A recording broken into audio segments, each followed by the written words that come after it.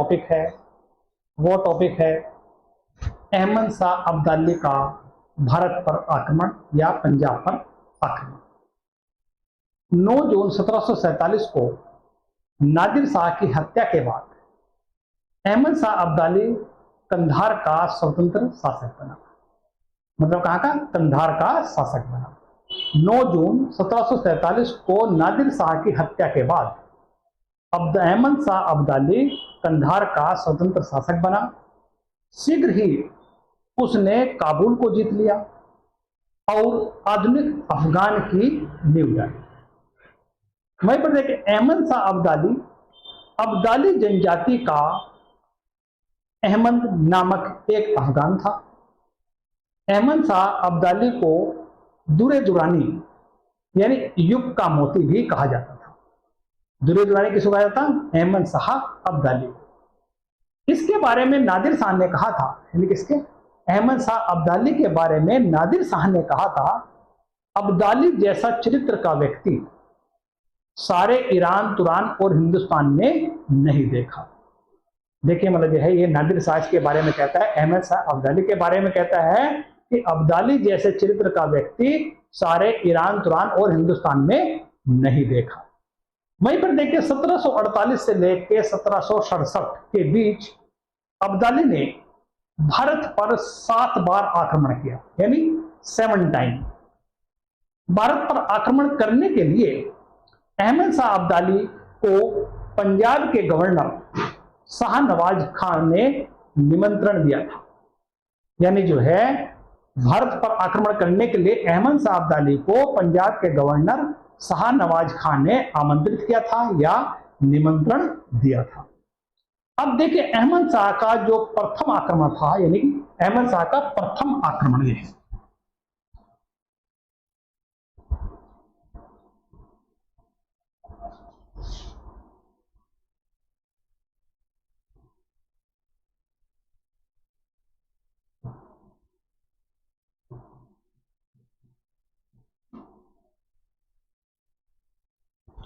अहमद शाह का जो प्रथम आक्रमण 1748 में अहमद शाह अब्दाली ने पंजाब पर पहला आक्रमण किया, किंतु सरहिंद के पास शाहजादा अहमद शाह के नेतृत्व में मुगल सेना ने अहमद शाह अब्दाली को परास्त कर दिया। मतलब देखिए जो है अहमद शाह अब्दाली जो है ने पंजाब पर पहला आक्रमण किया, किंतु सरहिंद के पास शाहजादा अहमद शाह के नेतृत्व में मुगल सेना ने अहमद शाह अब्दाली को परास्त कर दिया। अहमद शाह ने मोइन उल मुल्क की सहायता से यह आक्रमण विफल कर दिया। यानी अहमद शाह ने मतलब जो है इसका मतलब जो है मोइन उल मुल्क की सहायता से मतलब जो है अहमद शाह अब्दाली का आक्रमण विफल कर दिया। वहीं पर देखिए दूसरा जो आक्रमण है, सेकंड जो आक्रमण है देखिए वो हमारा जो है मतलब जो है 1749 में हुआ था। अब अब्दाली का दूसरा आक्रमण 1749 में अब्दाली ने दूसरे आक्रमण किया दूसरी बार।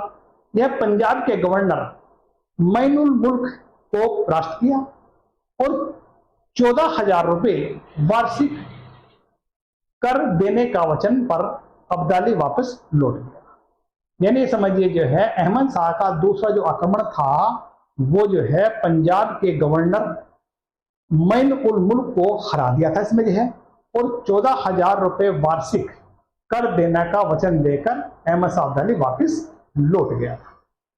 अहमद शाह अब्दाली के इसी आक्रमण के दौरान मुगल सम्राट मोहम्मद शाह की मृत्यु हो गई।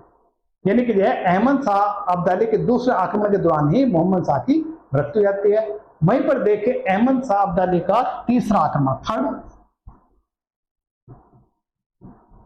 ये देखिए तीसरा जो आक्रमण था वो 1751 में था। अहमद शाह अब्दाली का तीसरा जो आक्रमण है वो 1751 में हुआ। नियमित रूप से कर न मिलने के कारण अब्दाली ने पंजाब पर तीसरा आक्रमण किया। देखिए दूसरे आक्रमण में 14,000 जो रुपए वार्षिक कर देने का वचन दिया था, परंतु नियमित रूप से कर न मिलने की वजह से पंजाब पर अहमद शाह अब्दाली ने तीसरी बार आक्रमण किया। सम्राट अहमद शाह ने अब्दाली को पंजाब और सिंध का प्रदेश दे दिया, यानी तीसरे आक्रमण के दौरान। वहीं पर देखिए मतलब जो है अहमद शाह अब्दाली के तीसरे आक्रमण के समय मुगल सम्राट अहमद शाह जो 1748 से 1754 तक था, इसका शासनकाल था। फिर वहीं पर देखिए अहमद शाह अब्दाली का चौथा आक्रमण जो था, ये था हमारा देखिए मतलब जो है 1753-54 में।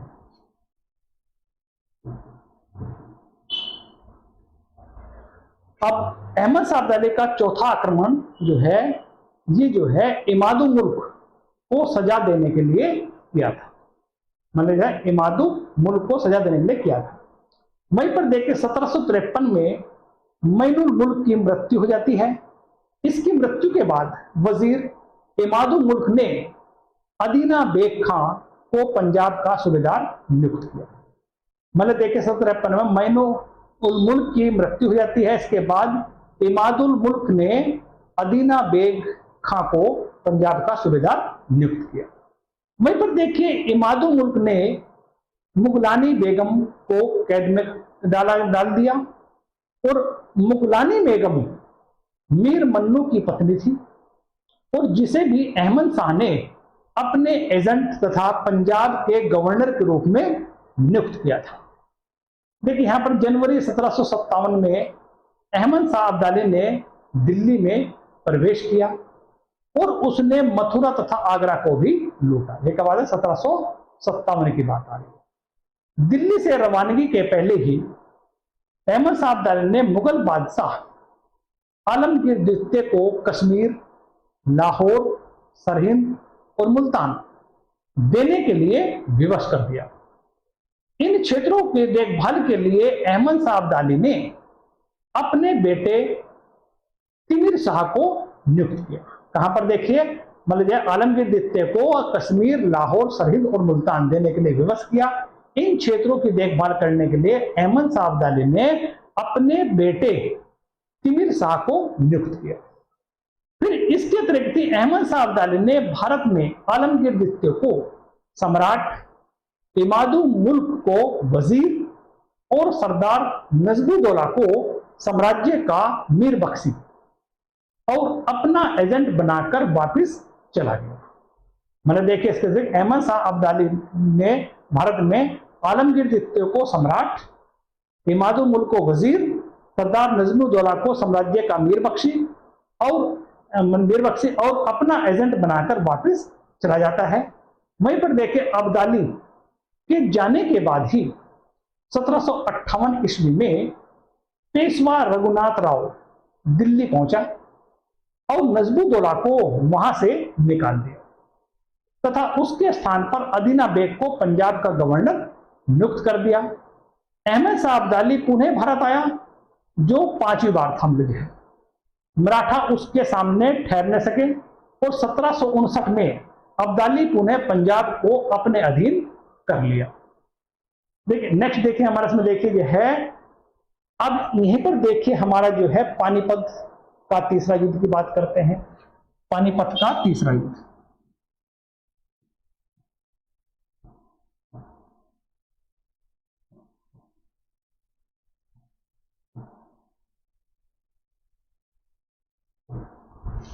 अब देखिए पानीपत का तीसरा युद्ध जो था वो 14 जनवरी 1761 को हुआ था। देखिए यहाँ पर जो है अहमद शाह अब्दाली के वापस जाने के बाद मराठा सरदार उत्तर में प्रकट हुए।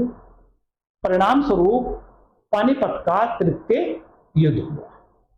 पानीपत के तीसरे युद्ध में मुगल सम्राट शाह आलम के काल में हुआ था। उस समय जो मुगल सम्राट कौन था? शाह आलम था। जो है पानीपत के तीसरे युद्ध अहमद शाह अब्दाली तथा मराठों के बीच हुआ था। मराठों को जो नेतृत्व कर रहे थे वह सदाशिव राव भाऊ और विश्वास राव ने किया था। वहीं मराठों का तोपखाना इब्राहिम खान गारदी ने संभाला था। 14 जनवरी 1761 को अहमद शाह अब्दाली तथा मराठों के बीच पानीपत का तीसरा युद्ध हुआ, जिसमें पूरी कोशिश के बाद भी मराठा पराजित हुए और मराठा हार गए। पानीपत के तीसरे युद्ध में पेशवा का पुत्र विश्वासराव सदाशिव राव दोनों मारे गए। प्रसिद्ध इतिहासकार एक हते हमारे हैं JN सरकार, एक कोटेशन है, वो कहते हैं हमेशा महाराष्ट्र में संभवतः ही कोई परिवार ऐसा रहा हो जिसमें कोई ना कोई संबंधी ना खोया हो और कुछ परिवार का तो सर्वनाश ही हो गया। देखिए मतलब यह पानीपत का इतना तीसरा भयंकर युद्ध था जो है।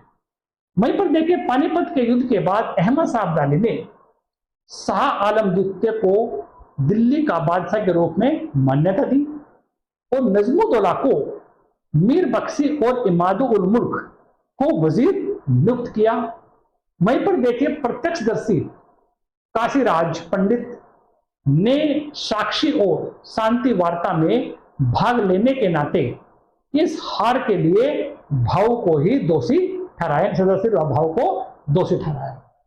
वहीं पर देखिए जो है अब छठा आक्रमण है अहमद शाह अब्दाली का, वो हुआ था 1764 में। अहमद शाह अब्दाली ने भारत में छठा आक्रमण 1764 में किया और अब्दाली ने इस हमले का उद्देश्य सिखों को सजा देना था। यानी छठे आक्रमण में उद्देश्य क्या था कि सिखों को सजा देना था। सिखों ने पंजाब में अपनी शक्ति इतनी बढ़ा ली थी कि लाहौर के अफगान गवर्नर ख्वाजा आबिद की हत्या कर दी थी। देखिए सातवां आक्रमण जो था मतलब जो है सातवां और अंतिम आक्रमण जो है अहमद शाह अब्दाली का वो 1767 में हुआ था। वहीं पर देखिए अहमद शाह अब्दाली ने भारत पर सातवां आक्रमण मार्च 1767 में किया। वह सिखों को कुचलने में असफल रहा और अंत में अपने सैनिकों की बगावत देखकर अब्दाली को लौटना पड़ा। वहीं पर देखिए अहमद शाह अब्दाली के आक्रमणों ने मुगल साम्राज्य के पतन की प्रक्रिया तेज कर दी। जैसे मतलब है मतलब पतन की स्थिति में जाता चला गया।